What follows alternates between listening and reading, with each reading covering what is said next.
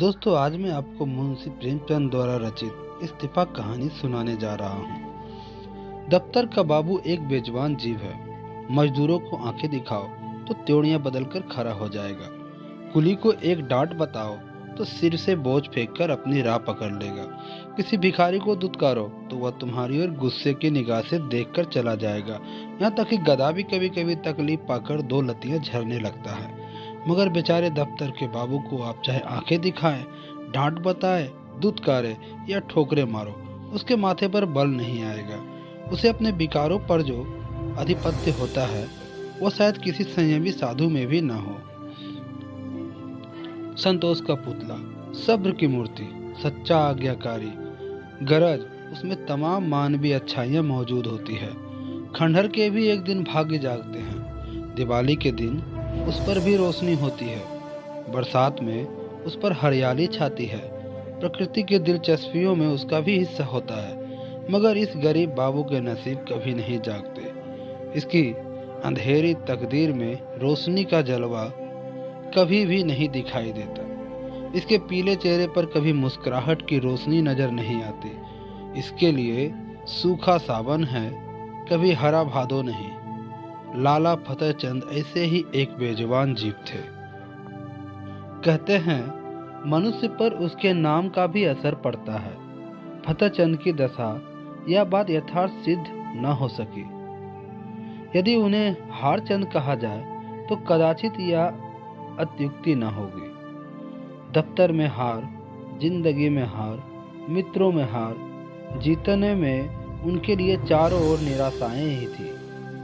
लड़का एक भी नहीं, लड़कियां थी, भाई एक भी नहीं, भौजाइयां दो, कांट में कौड़ी नहीं, मगर दिल में आया और मुरब्बा। सच्चा मित्र एक भी नहीं, जिससे मित्रता हुई, उसने ही धोखा भी दिया। इस पर तंदुरुस्ती भी अच्छी नहीं। 32 साल की अवस्था में बाल खिचड़ी हो गए थे। आंखों में ज्योति नहीं, हाजमा चौपट, चेहरा पीला, गाल चिपके, कमर झुकी हुई, न दिल में हिम्मत न कलेजे में ताकत। 9 बजे दफ्तर जाते, निकलने की हिम्मत न पड़ती। दुनिया में क्या होता है इसकी उन्हें बिल्कुल खबर नहीं थी। उनकी दुनिया लोक परलोक जो कुछ था दफ्तर था। नौकरी की खैर मनाते और जिंदगी के दिन पूरे करते थे। न धर्म से वास्ता था, न दीन से नाता, न कोई मनोरंजन था, न खेल। ताश खेले हुए शायद एक मुद्दत गुजर गई थी। जाड़ों के दिन थे। आकाश पर कुछ कुछ बादल थे। फतेहचंद 5:30 बजे दफ्तर से लौटे तो चिराग जल गए थे। दफ्तर से आकर वह किसी से कुछ न बोलते, चुपके से चारपाई पर लेट जाते और 15-20 मिनट तक बिना हिले डुले पड़े रहते। तब कहीं जाकर उनके मुंह से आवाज निकलती। आज भी प्रतिदिन की तरह वे चुपचाप पड़े थे कि एक ही मिनट में बाहर दफ्तर से आए ही है और बुलावा आ गया है। चपरासी ने कहा, अभी फिर बुला लाओ, कोई बड़ा जरूरी काम है।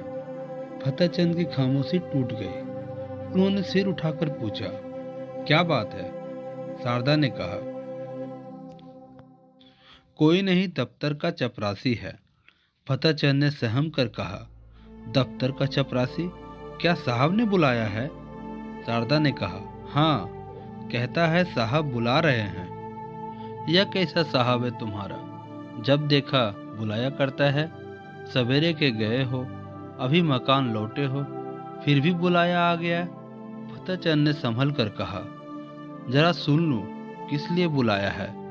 मैंने सब काम खत्म कर दिया था, अभी आता हूँ। शारदा ने कहा, जरा जलपान तो करते जाओ, चपरासी से बातें करने। यह कहकर वह एक प्याली में थोड़ी सी दालमोट और सेब लाई। फतेहचंद उठ खड़े हो गए, किंतु खाने की चीजें देखकर चारपाई पर बैठ गए और प्याली की ओर चाव से देखकर चारपाई पर बैठ गए और प्याली की ओर चाव से देखकर डरते हुए बोले, लड़कियों को दे दिया है ना? शारदा ने आंखें चढ़ाकर कहा, हाँ हाँ, दे दिया है, तुम तो खाओ। इतने में छोटी में चपरासी ने फिर पुकारा, बाबूजी, हमें बड़ी देर हो रही है। शारदा ने कहा, कह क्यों नहीं देते, इस वक्त ना आएंगे।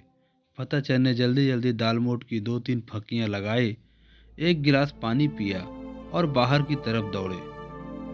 शारदा पान बनाती ही रह गई। चपरासी ने कहा, बाबूजी, आपने बड़ी देर कर दी, अब जरा लपक के चलिए, नहीं तो जाते ही डांट बताएंगे। फतेहचंद ने 2 कदम दौड़कर कहा, चलेंगे तो भाई आदमी की ही तरह ना, चाहे डांट लगाए या दांत दिखाए, हमसे दौड़ा नहीं जाता। बंगले ही पर है ना। चपरासी ने कहा, भला हुआ दफ्तर क्यों आने लगा, बादशाह है कि दिल लगी। चपरासी तेज चलने का आदी था। बेचारे बाबू फतेहचंद धीरे धीरे जाते, थोड़ी ही दूर चलकर हाँफ उठे, मगर मर्द तो थे ही। या कैसे कहते कि भाई जरा धीरे धीरे चलो। हिम्मत करके कदम उठाते जाते, यहाँ तक कि जांघों में दर्द होने लगा और आधा रास्ता खत्म होते होते पैरों ने उठने से इनकार कर दिया। सारा शरीर पसीने से तरबतर हो गया, सिर में चक्कर आ गया, आंखों के सामने तितलियां उड़ने लगी। चपरासी ने ललकारा, जरा कदम बढ़ाए चलो बाबू। फतेहचंद बड़ी मुश्किल से बोले, तुम जाओ, मैं आता हूँ। वे सड़क के किनारे पटरी पर बैठ गए और सिर को दोनों हाथों से थामकर दम मारने लगे। चपरासी ने इसकी यह दशा देखी तो आगे बढ़ा। फतेहचंद डरे कि यह शैतान जाकर ना जाने साहब से क्या कह दे तो गजब ही हो जाएगा। जमीन पर हाथ टेक कर उठे और फिर चले, मगर कमजोरी से शरीर हाँफ रहा था। इस समय कोई बच्चा भी उन्हें जमीन पर गिरा सकता था। बेचारे किसी तरह गिरते पड़ते साहब के बंगले पर पहुंचे। साहब बंगले पर टहल रहे थे, बार बार फाटक की तरफ देखते थे और किसी को आती न देख मन से झल्लाते थे।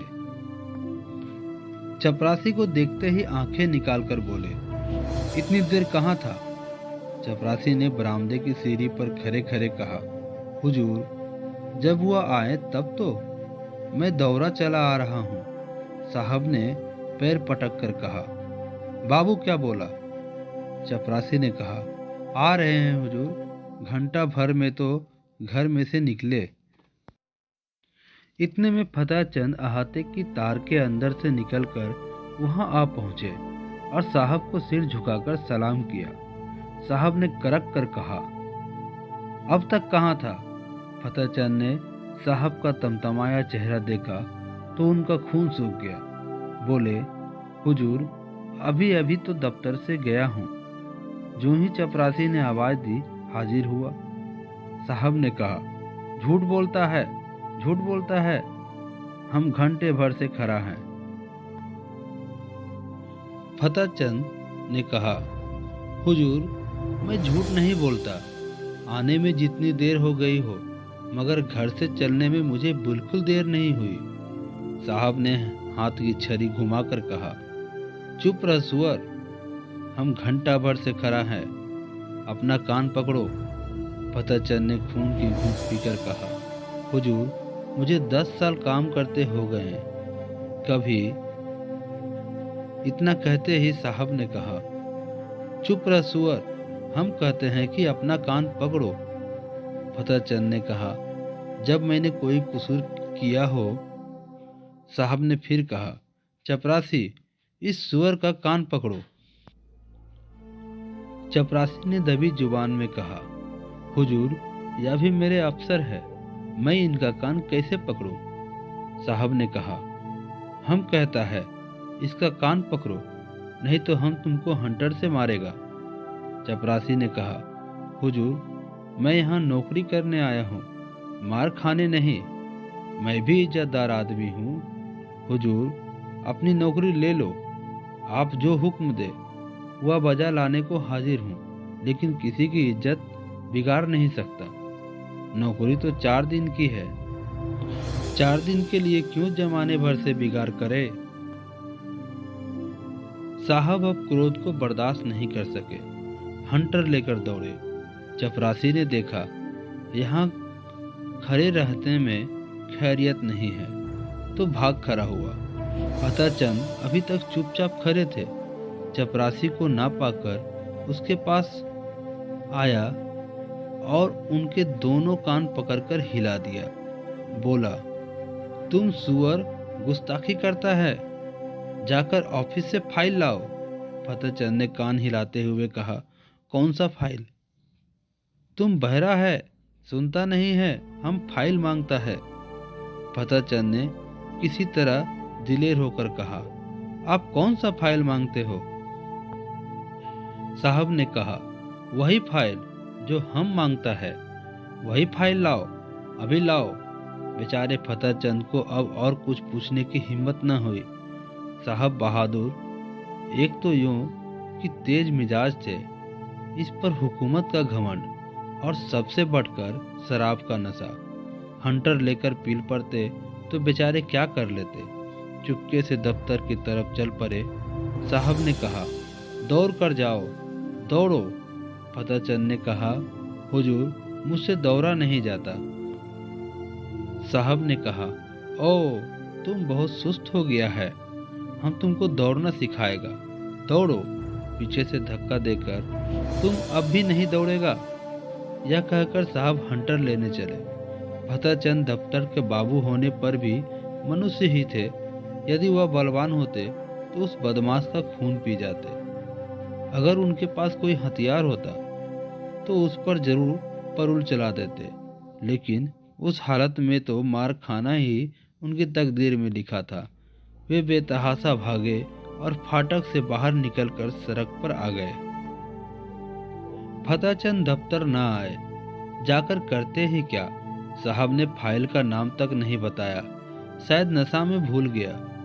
धीरे धीरे घर की ओर चले, मगर इस बेइज्जती ने पैरों में बेड़ियां सी डाल दी थी। माना कि वह शारीरिक बल से साहब से कम थे। उनके हाथ में कोई भी चीज नहीं थी, लेकिन क्या वह उनकी बातों का जवाब नहीं दे सकते थे? उनके पैरों में जूते तो थे, क्या वह जूते से काम नहीं ले सकते थे? फिर क्यों उन्होंने इतनी जिल्लत बर्दाश्त की? दोस्तों, आगे की कहानी अब दूसरे भाग में। तब तक के लिए धन्यवाद। मिलते हैं अगले वीडियो में।